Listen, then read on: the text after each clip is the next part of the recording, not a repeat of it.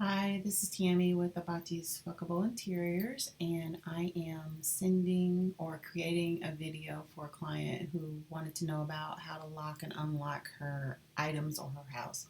So I'm going to just demonstrate really quick with this wine shelf. You click edit, and things might move a little slow, but and basically all you need to do is go into, of course, you have the general tab, but the object tab, and there's locked. And when the item is locked, if I try to go in here and texture, I don't get anything. I get a lock right here. And you'll see this lock also if you're trying to texture somebody else's stuff that you don't have edit rights to. Um, but if you go back in here and click lock again,